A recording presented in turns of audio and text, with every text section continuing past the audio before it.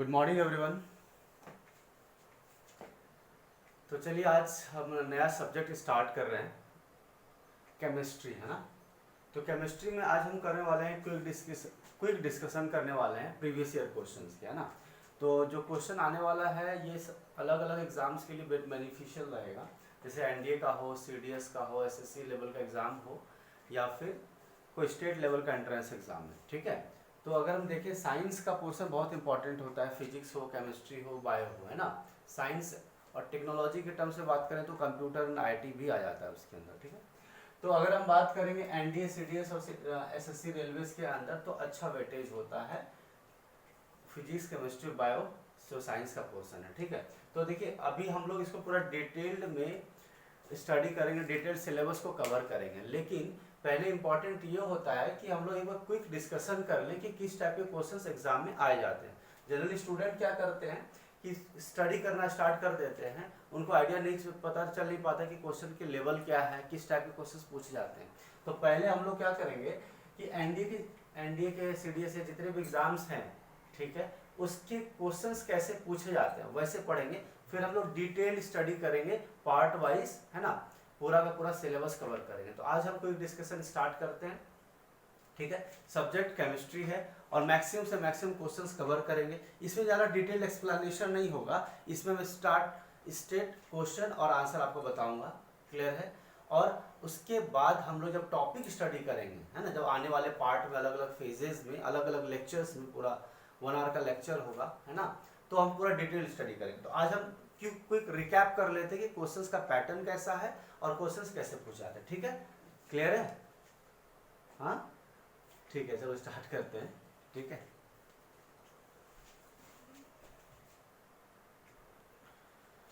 तो question note down करते जाइएगा आप लोग। चलिए क्वेश्चन 1 देखते हैं। क्वेश्चन 1 क्या दिया हमारा, which one of the following are the main causes of air pollution in cities in emissions from vehicles like cars and trucks, ठीक है।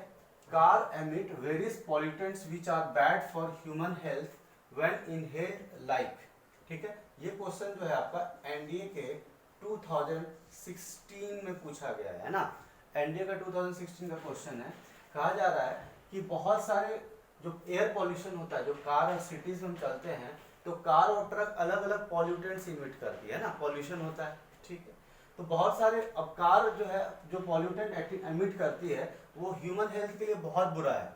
अगर सांस लेने में प्रॉब्लम आती है, अगर आप देखते होंगे पॉल्यूशन में, जैसे दिल्ली में बहुत ज़्यादा पॉल्यूशन है ना, तो अगर ध्यान से देखेंगे तो कौन कौन सा पॉल्यूटेंट जो है कार एमिट करती है ना। अगर थोड़े मात्रा में भी, कहा गया which of the following are not tolerated by human beings even at very low levels, मतलब अगर लो लेवल का भी एमिशन हो रहा है इस पॉल्यूटेंट्स के थ्रू, है ना, के द्वारा, तो कौन सा ऐसा पॉल्यूटेंट है जो ह्यूमन हेल्थ के लिए बहुत डिजास्ट्रस है, बहुत क्या है, इफेक्टिव है ना। मतलब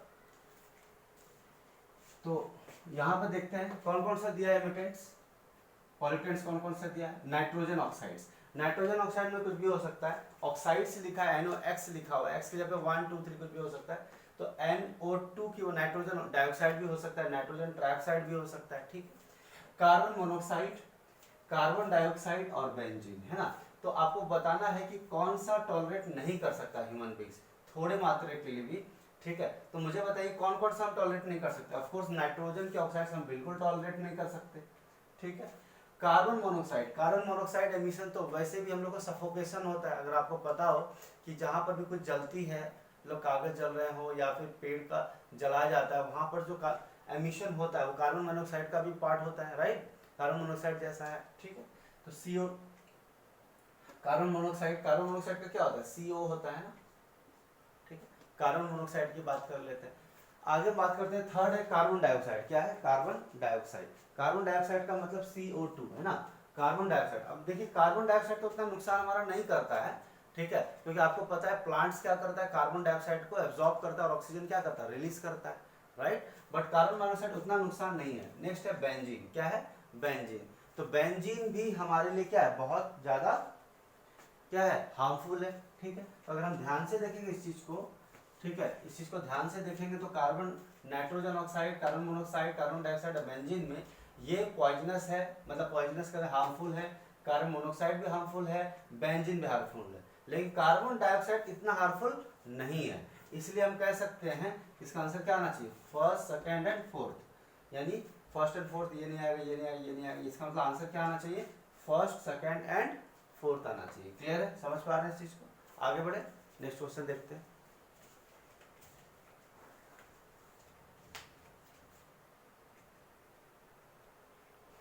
चलिए नेक्स्ट देखते हैं क्वेश्चन नंबर 2। लेकिन इस मैंने क्या इसमें ऑप्शंस नहीं लिखे हैं, सीधा आंसर्स लिखा है, ठीक है, ताकि हम ज़्यादा से ज़्यादा क्वेश्चन कवर कर पाएँ। ठीक है, तो ऑप्शंस भी थे इसके अंदर, 4 ऑप्शंस थे, बट मैंने सारे डायरेक्ट क्वेश्चन लिखा है ताकि आपको रिवीजन, क्विक रिवीजन आप कर पाएँ। ठीक है, तो आप देखिए कि what is the chemical name of baking soda. Baking soda का केमिकल नेम क्या है, सोडियम बाइकार्बोनेट NaHCO3, या फिर सोडियम हाइड्रोजन कार्बोनेट भी बोलते हैं। इसका मतलब कौन सा टॉपिक इंपॉर्टेंट हो गया हमारे लिए, केमिकल नेम्स या इंडस्ट्री नेम्स, है ना, industry names of the chemical compounds. समझ पा रहे हैं इस चीज को? या कॉमन नेम्स भी बोलते हैं इसको, क्या बोलते हैं, common names of the chemical compounds. तो बेकिंग सोडा का कॉमन नेम क्या है, सोडियम हाइड्रोजन कार्बोनेट या सोडियम बाइकार्बोनेट। ठीक है, क्लियर है, समझ पा रहे हैं इस चीज को? नेक्स्ट क्वेश्चन देखते हैं। When solid is heated, it turns directly into a gas. ठीक है, तो इट इज कॉल्ड सब्लिमेशन। ठीक है, ये एनडीए 2016 का पूछा हुआ क्वेश्चन है, तो हम लोग सारे सीरीज वाइज क्वेश्चन करते जा रहे हैं। तो ये कौन सा टॉपिक से हो गया, जब आप पढ़ते हैं कि इवेपोरेशन हो गया, कंडेंसेशन हो गया, है ना। इवेपोरेशन किसको बोलते हैं, जब लिक्विड को क्या किस में कन्वर्ट होता है, गैस में होता है। सॉलिड जब डायरेक्ट गैस में कन्वर्ट हो जाए तो क्या बोलते हैं हम लोग, सॉलिड जब डायरेक्ट कन्वर्ट करते हैं गैस में तो बोलते हैं सब्लिमेशन। लिक्विड कन्वर्ट होता है गैस में तो क्या बोलते हैं, इवेपोरेशन बोलते हैं। लेकिन अगर मैं बोलूंगा कि लिक्विड बनता है सॉलिड तो क्या बोलेंगे, कंडेंसेशन, है ना, freezing of ice, sorry freezing of water, ice में कन्वर्ट होता है। तो कहने का मतलब ये है कि आपको कौन, जब हम लोग डिटेल स्टडी करेंगे टॉपिक वाइज, तो याद पता रहना चाहिए कि आप जो पढ़ रहे हैं वो टॉपिक कितना इंपॉर्टेंट है एग्जाम के लिए। क्लियर? चलिए, which one is a water gas. आप देखिए बड़ा सिंपल सा फॉर्मेट में उसने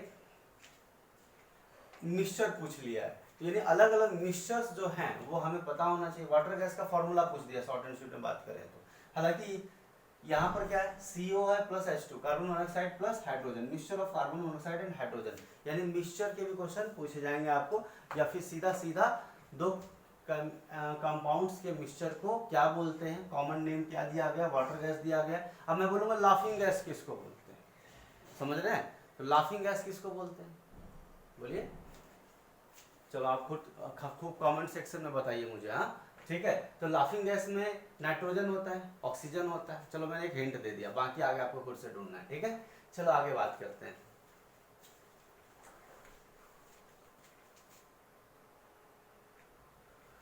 चलिए नेक्स्ट क्वेश्चन देखते हैं हम लोग। They are which of the following oxides of nitrogen is known as anhydride of nitric acid.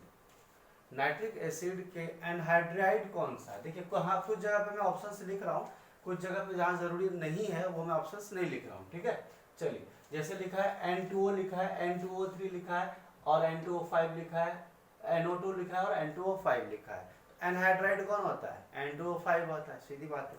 जब हम डिटेल में स्टडी करेंगे एनहाइड्राइड्स के बारे में, अलग अलग एलिमेंट के, ठीक है, तो हम डिटेल में देखेंगे, तो इसका आंसर क्या आ जाएगा, N2O5। क्लियर है, आगे बढ़ते हैं।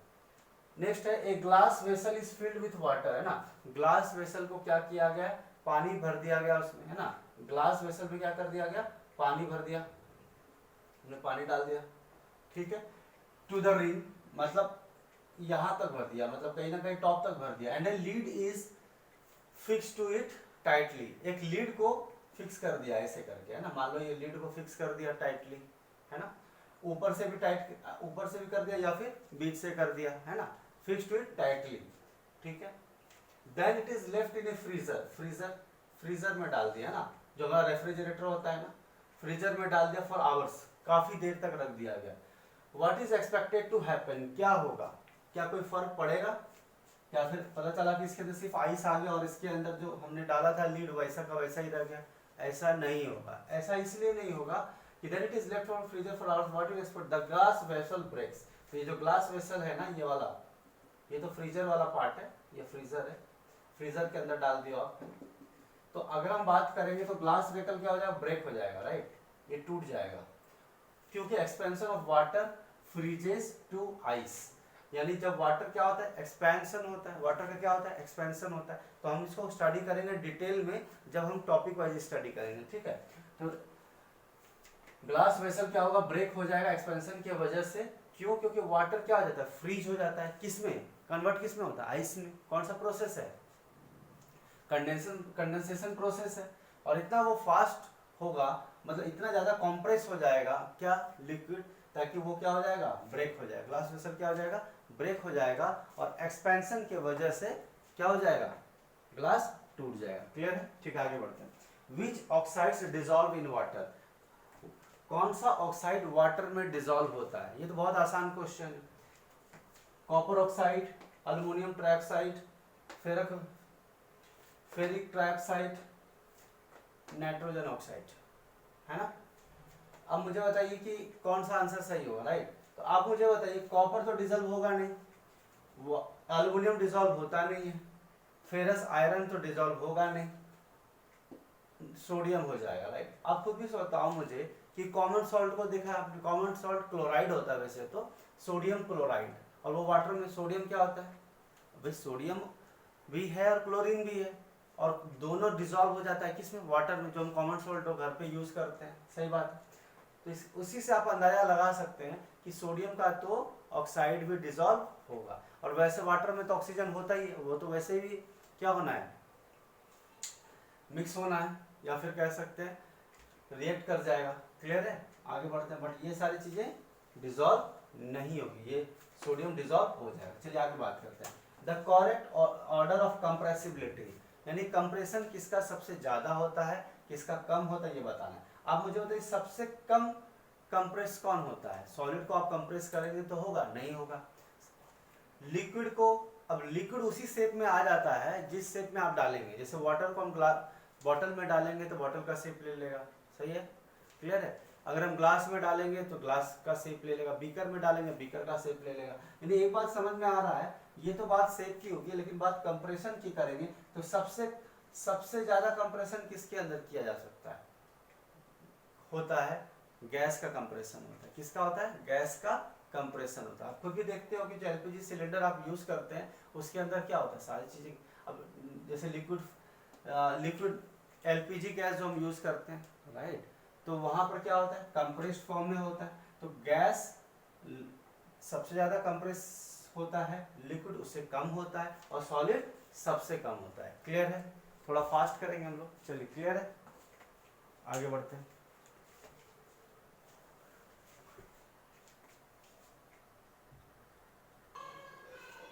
चलिए नेक्स्ट क्वेश्चन देखते हैं हम लोग, क्या दिया हमारा, the temperature at which solid melts to become a liquid at atmospheric pressure in is called its melting point, है ना। जो टेम्परेचर जिसपे सॉलिड मेल्ट होता है लिक्विड में, कि सॉलिड किस में कन्वर्ट होता है, लिक्विड में कन्वर्ट होता है एटमॉस्फेरिक प्रेशर पे, तो मेल्टिंग पॉइंट पे ना, जब मेल्टिंग पॉइंट होता है, सॉलिड कन्वर्ट किस में हो गया, लिक्विड में कन्वर्ट हो गया, तो melting point of A solid is an indication of, तो मेल्टिंग पॉइंट जो सॉलिड का है ये क्या इंडिकेट करता है,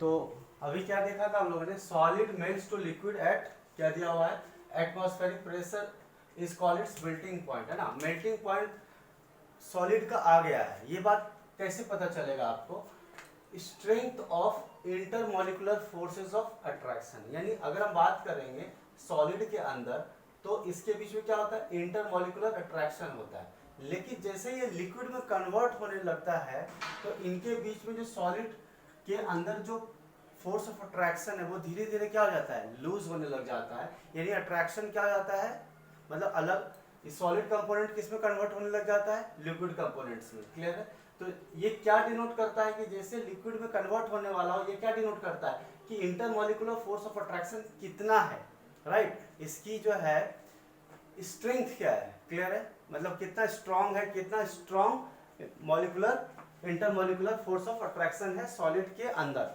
है ना, उनके मॉलिक्यूल्स के अंदर, ठीक है। चलिए आगे बढ़ते हैं। Which element will not react with dilute HCl to produce H2, यानी अगर आप डाइल्यूट हाइड्रोक्लोरिक एसिड यूज करते हैं और कौन सा एलिमेंट अगर डालें तो रिएक्ट नहीं करेगा। अगर हम रिएक्शन की बात करें तो मरकरी नहीं करेगा, एल्यूमिनियम, मैग्नीज और है आयरन। बताइए कौन सा नहीं करेगा?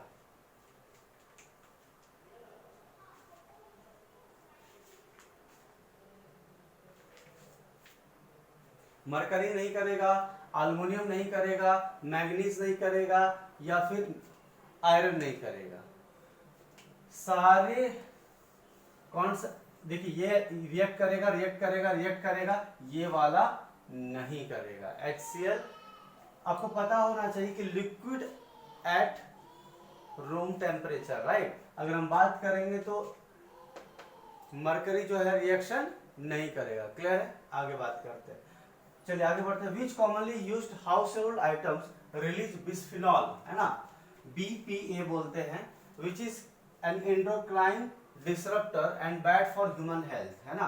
तो अगर हम बिस्फिनॉल की अगर हम बात करें जो हम यूज करते हैं प्रोडक्ट्स, ठीक है, कौन सा ह्यूमन हेल्थ के लिए क्या है, खराब है, राइट।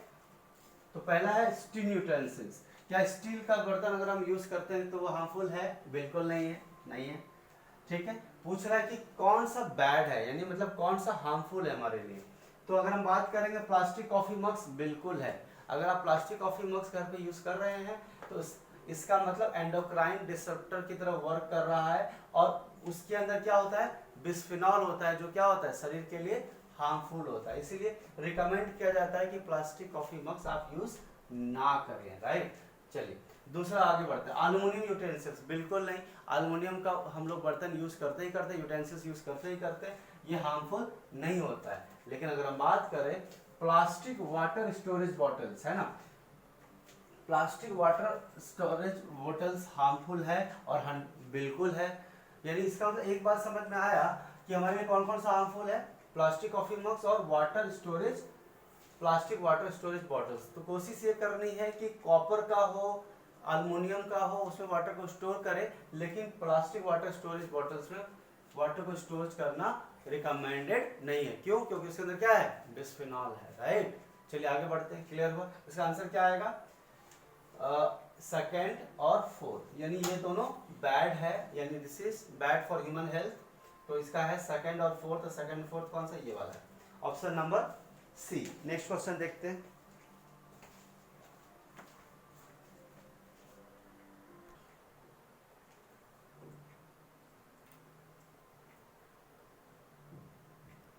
चलिए आगे देखते हैं हम लोग, ठीक है। विच कार्बन कंपाउंड्स, क्वेश्चन 12 देख रहे हैं हम लोग। Which carbon compounds will not give सूटी फ्लेम, राइट। अब सूटी फ्लेम तो मैं यहाँ नहीं दिखा सकता, गूगल पे देख लेना आप सूटी फ्लेम कैसा होता है, ठीक है। तो अगर हम बात करेंगे सूटी फ्लेम का, तो कौन सा कार्बन कंपाउंड है जो सूटी फ्लेम नहीं देता है? तो सूटी फ्लेम बेंजीन तो रहता है, नेफ्थलीन भी है, एंथ्रासीन भी है। तो मेरे ख्याल से hexyne is the correct answer, ठीक है। हेक्सिन इसका करेक्ट आंसर आएगा। तो सूटी फ्लेम कौन सा नहीं देता है? आप देखेंगे जब सूटी फ्लेम डालेंगे गूगल पे तो आपको तीनों का फ्लेम जो है आपका एक जैसा दिखेगा, बट हेक्सेन का नहीं होता है, ठीक है।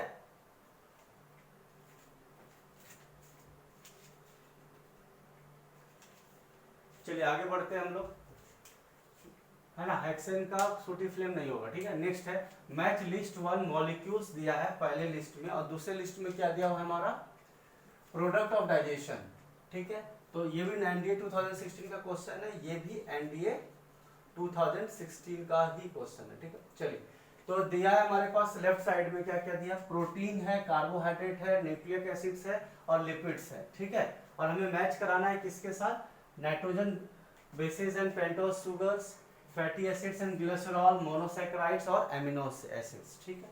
अब आपको बताना है कि कौन सा पार्ट किसके साथ मैच होगा, ठीक है। तो चलिए हम बात करते हैं एक एक।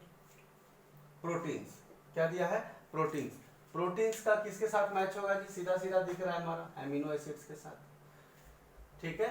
प्रोटीन्स किसके साथ मैच करेगा, एमिनो एसिड्स के साथ, ठीक है। उसके बाद चलते हैं कार्बोहाइड्रेट्स, है ना। कार्बोहाइड्रेट्स मोनोसैकेराइड्स के साथ होगा, मोनोसैकेराइड्स के साथ होगा। फिर उसके बाद आता है न्यूक्लिक एसिड, है ना। ये न्यूक्लिक एसिड में तो नाइट्रोजन के बेसिस तो रहते ही रहते हैं, ये आएगा nitrogen bases and pentose sugars. देखिए अभी तो आप लोग इसको समझने की कोशिश की, जब हम डिटेल में स्टडी करेंगे तो पूरा डिटेल में स्टडी करेंगे ना, पूरा एक्सप्लेनेशन के साथ देखेंगे हम लोग, जब पूरा सिलेबस कवर करेंगे। तो अभी आज में हम लोग ये देख रहे हैं कि एग्जाम में क्वेश्चन पूछे कैसे जाते हैं। नेक्स्ट आता है लिपिड्स। लिपिड्स तो फिर यही आ गया, फैटी एसिड्स और ग्लिसरॉल तो रहता ही है, समझ रहे हैं बात को। तो कहने का मतलब फैटी एसिड्स और ग्लिसरॉल किससे कनेक्टेड है, लिपिड से, समझ रहे हैं।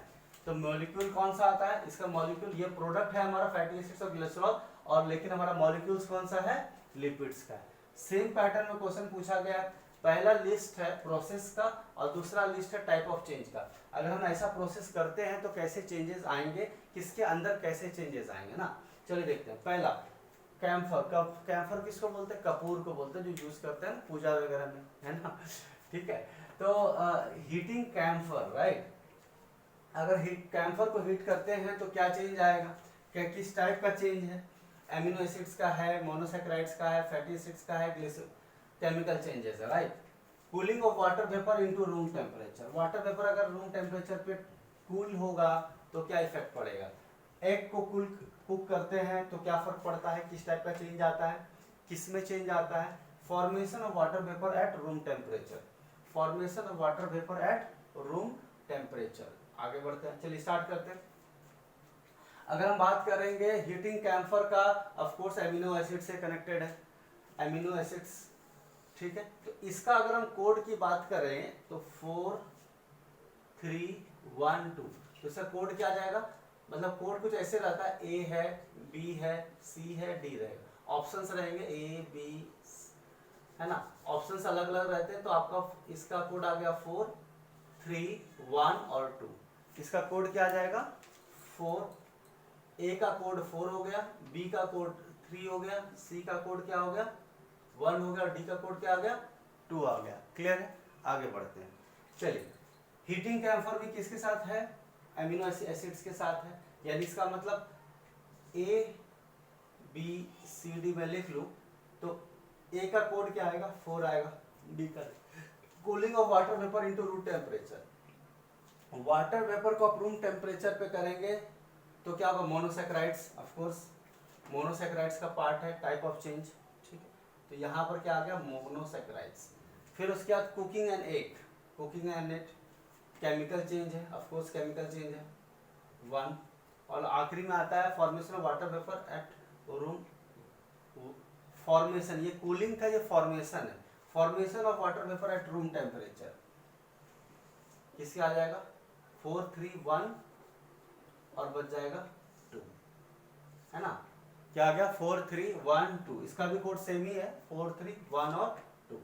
क्लियर है, आगे बढ़ते हैं नेक्स्ट क्वेश्चन। तो अभी चीजें समझ में आ रही तो अच्छी बात है, और जो कुछ भी रह रहा है तो हम लोग इसको डिटेल स्टडी में जब जाएंगे, टॉपिक स्टडी में, तो आपको एक एक करके एक्सप्लेन करते जाऊंगा, ठीक है। चलिए नेक्स्ट क्वेश्चन देखते हैं।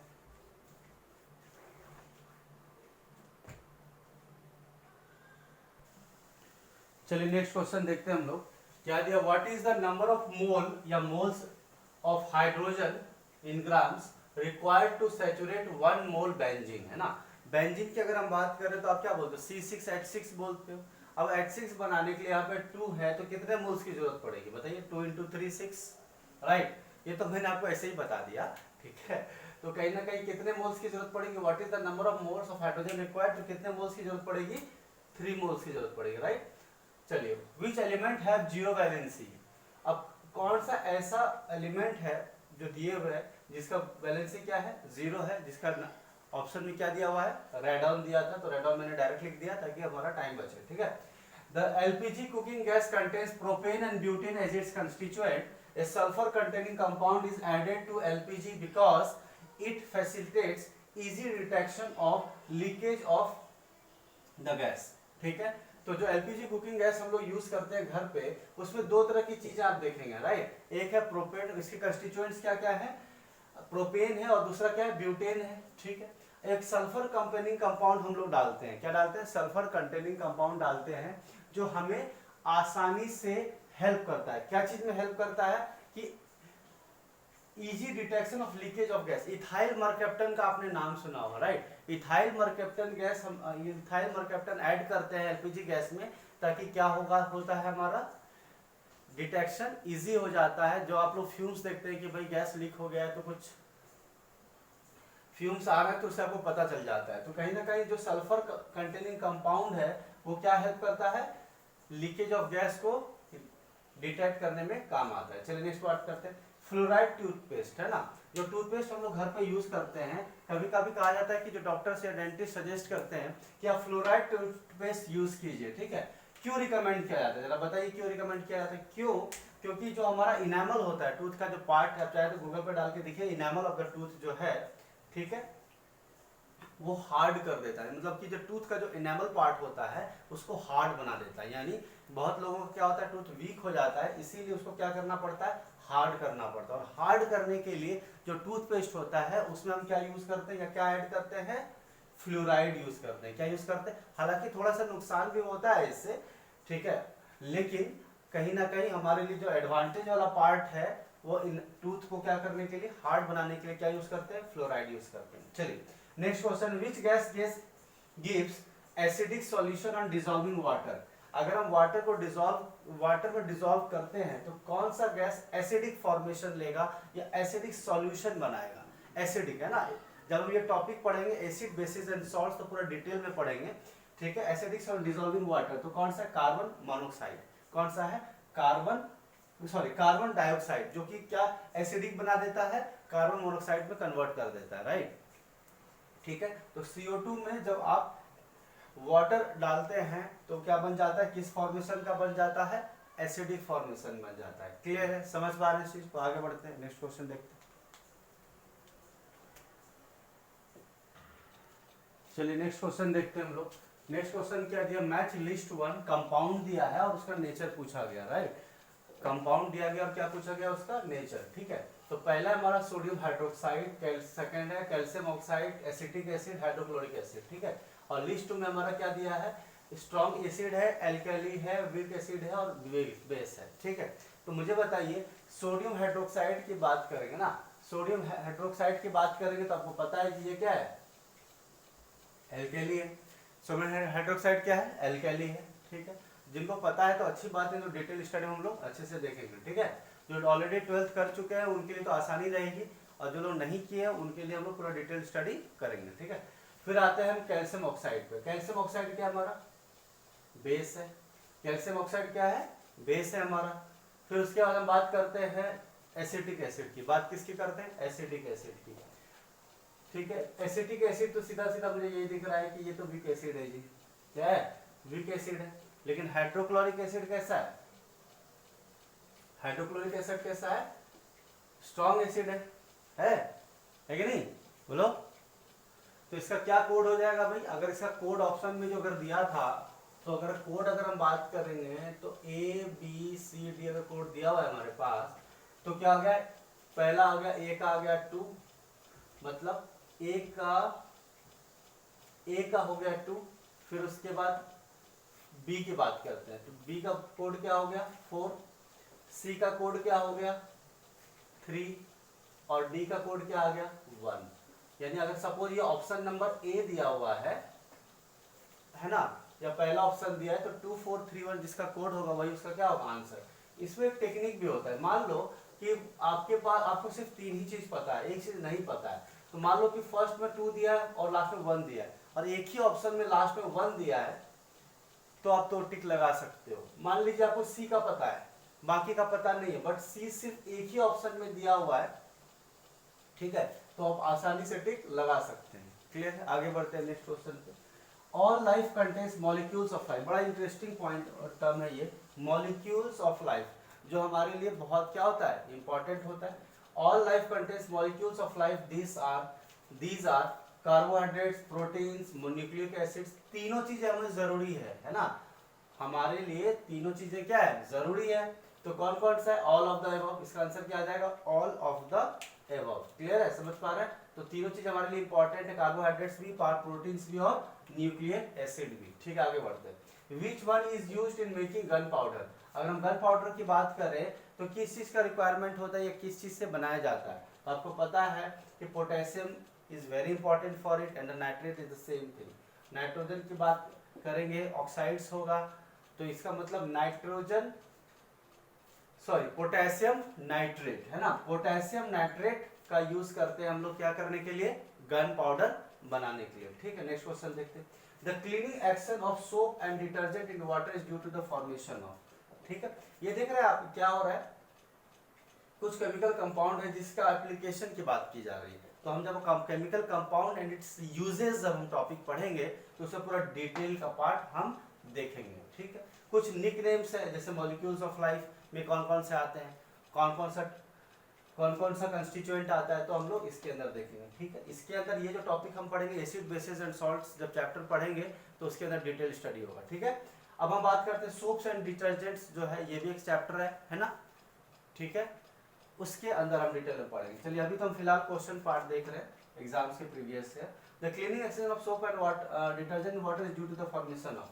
अब सोप एंड डिटर्जेंट में ऐसा क्या होता है जिसकी वजह से क्लीनिंग होती है, तो अगर हम बात करेंगे तो इसके अंदर क्या चीज होता है, फॉर्मेशन, क्या फॉर्मेशन होता है, सॉल्ट फॉर्मेशन होता है, बिल्कुल नहीं। बेस फॉर्मेशन होता है, नहीं। एसिड फॉर्मेशन तो बिल्कुल नहीं होगा, नहीं तो वैसे ही हाथ खराब हो जाएगी। एसिड फॉर्मेशन तो बिल्कुल नहीं होता। तो माइकेल या माइसेले के नाम से एक कंस्टिट्यूएंट है, माइसेले कंस्टिट्यूएंट ये बोल लीजिए, माइकेले कॉन्स्टिट्यूएंट बोल लीजिए, इसका फॉर्मेशन होता है जिसकी वजह से हमारा क्लॉथ क्या होता है, वॉश होता है या क्लीन होता है, यानी माइसेले MICELLE। ठीक है, क्लियर हो रहा है, समझ पा रहे हैं इस चीज को। चलिए आगे देखते हैं।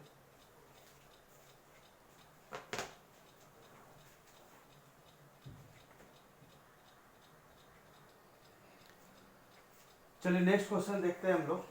ठीक है, the chemical used as a fixed या फिक्सर डेवलपर इन फोटोग्राफी, है ना, कौन सा केमिकल फोटोग्राफी के टर्म में यूज, फोटोग्राफी में यूज होता है, वो है सोडियम थियोसल्फेट। कौन सा, सोडियम थियोसल्फेट, है ना। Washing soda is a chemical name for, देखिए अभी हम लोग लास्ट 2016 ये जितने भी क्वेश्चन हैं ये सारे NDA 2015 के सारे क्वेश्चन है ना, सारे क्वेश्चन जो है NDA 2015 के क्वेश्चन कर रहे हैं।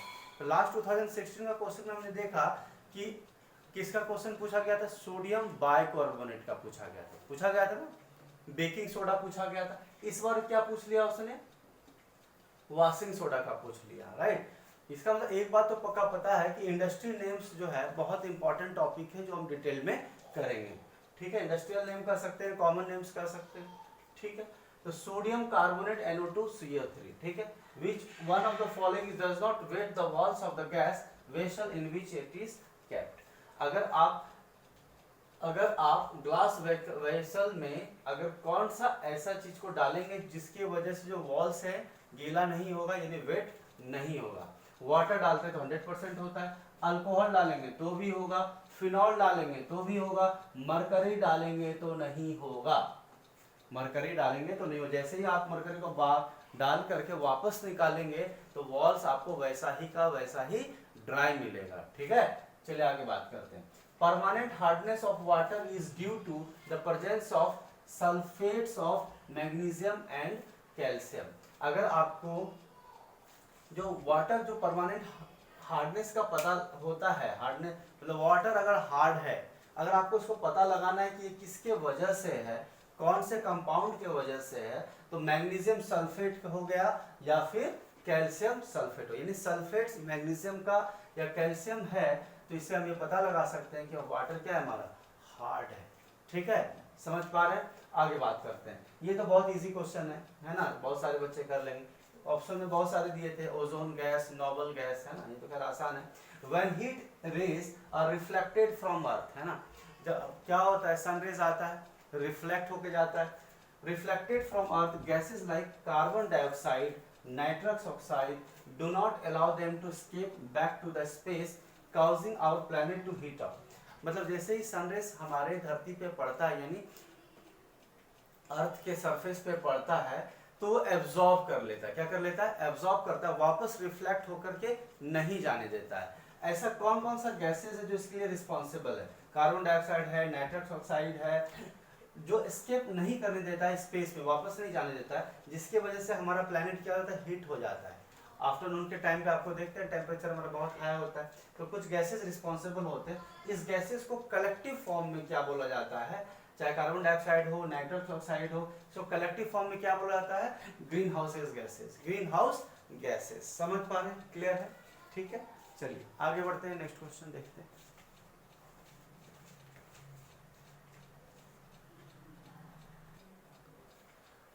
तो चलिए नेक्स्ट क्वेश्चन देखते हैं, क्वेश्चन 29 है ना। Thermal conductivity of aluminium, copper and stainless steel. तीन चीजें हमारे पास, एक अल्युमिनियम है, कॉपर है और तीसरा क्या है, स्टेनलेस स्टील है। तो आपको बताना है थर्मल कंडक्टिविटी इंक्रीज किस ऑर्डर में करता है, यानी सबसे ज्यादा किसका है और सबसे कम किसका है। यानी अगर हम सबसे ज्यादा की बात करें तो थर्मल कंडक्टिविटी सबसे ज्यादा किसका होता है, कॉपर का होता है, फिर किसका होता है, अल्युमिनियम का होता है, फिर किसका होता है, स्टेनलेस स्टील का होता है। यानी सबसे कम हो गया स्टेनलेस स्टील का और सबसे ज्यादा हो गया कॉपर का। क्लियर है, नेक्स्ट क्वेश्चन देखते हैं। Muscle fatigue is due to the accumulation of, कुछ लोगों का मसल्स क्या होता है, फैटिक कर जाता है ना, फैटिक हो जाता है। इसका मतलब ये है कि किसकी चीज किस कौन सा एसिड का फॉर्मेशन हो गया है, इसका नाम क्या है, लैक्टिक एसिड है ना। लैक्टिक एसिड के फॉर्मेशन की वजह से या लैक्टिक एसिड के प्रेजेंस की वजह से मसल्स क्या हो जाते हैं, या मसल क्या हो जाता है, फैटिक हो जाता है। ठीक है, चलिए addition of gypsum to cement, बहुत इजी क्वेश्चन है और बहुत पॉपुलर भी है।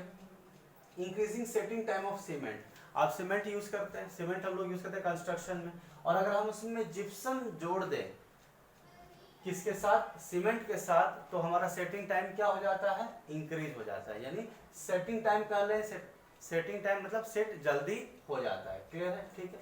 अमोनियम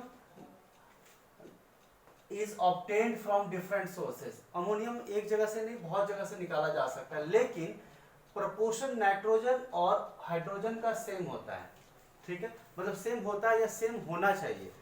इस चीज के लिए वैलिडेशन का जो लॉ है, उस लॉ को क्या बोलते हैं, लॉ ऑफ कांस्टेंट प्रोपोर्शन बोलते हैं। ठीक है, जब हम ये पढ़ेंगे डिटेल में तो ये चीजें और क्लियर हो जाएगी। ठीक है, तो इसको हम क्या बोलते हैं, नाइट्रोजन और हाइड्रोजन का जो प्रोपोर्शन होना चाहिए। जैसे अमोनिया में क्या है, N का 1 है, हाइड्रोजन का 3 है। ठीक है, उसी तरह से अमोनियम अलग अलग रिसोर्सेज से निकालते हैं, रॉ मटेरियल से निकालते हैं, लेकिन प्रोपोर्शन हमेशा सेम होना चाहिए, तो उसको बोलते हैं कांस्टेंट प्रोपोर्शन। ये भी एनडीए 2015 का क्वेश्चन है, सारे एनडीए के क्वेश्चंस हैं। Boric acid is an acid because its molecule accept OH minus from water releasing proton. ठीक है, बोरिक एसिड एक ऐसा एसिड है जो OH माइनस आयन को एब्जॉर्ब कर लेता है या क्या कर लेता है, एक्सेप्ट कर लेता है, इसीलिए वो एसिड है। जबकि लॉजिकली होना चाहिए था बेस, लेकिन हो क्या रहा है यहाँ पे, एसिडिक एसिड हो रहा है। ठीक है, the main constituent of vinegar is acidic acid. अगर विनेगर के अंदर मेन कंस्टिट्यूएंट की बात करेंगे तो क्या है, विनेगर का क्या है, एसिटिक एसिड है। ये भी एनडीए 2015 में पूछा हुआ क्वेश्चन है।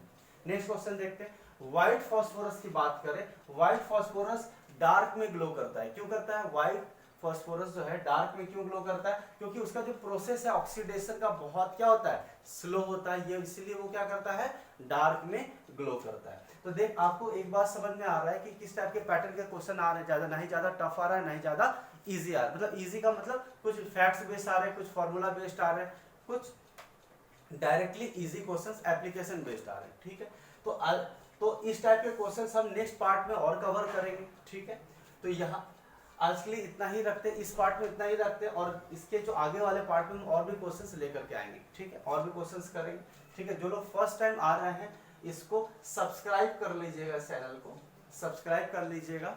ठीक है, और ये लेक्चर जो है आपके एंड्रॉयड एप्लीकेशन में भी चल रहा है। ठीक है, एप्लीकेशन में भी चल रहा है, आप इसको डाउनलोड कर सकते हैं, इसका लिंक इसको नीचे दिया जाएगा। अगर पसंद आ रहा है तो लाइक भी कर लीजिए। अगर आप लाइक और शेयर करेंगे और सब्सक्राइबर्स ज़्यादा से ज़्यादा लोग सब्सक्राइब करेंगे तो ज़्यादा से ज़्यादा क्वेश्चंस हम आपको लाइव करवा करके देंगे। ठीक है, और बेल नोटिफिकेशन है, बेल नोटिफिकेशन को भी क्लिक कर लीजिएगा। अभी हमने 35 किए, कोशिश करें हम लोग 300 से 400 क्वेश्चंस प्लस क्वेश्चंस करेंगे। तो अभी मैंने आपको सिर्फ एक फेज 1 बताया है, पार्ट 1 बताया है, पार्ट 2 हम लोग प्रीवियस ईयर क्वेश्चंस के और लेकर आएंगे और डिटेल में हम लोग सिलेबस स्टार्ट कर देंगे। ठीक है, क्लियर है, समझ पा रहे हैं। चलिए आज के लिए इतना ही रखते हैं, नेक्स्ट क्लास में हम लोग नेक्स्ट पार्ट में हम आगे का पार्ट कवर करेंगे। ठीक है, थैंक यू सो मच।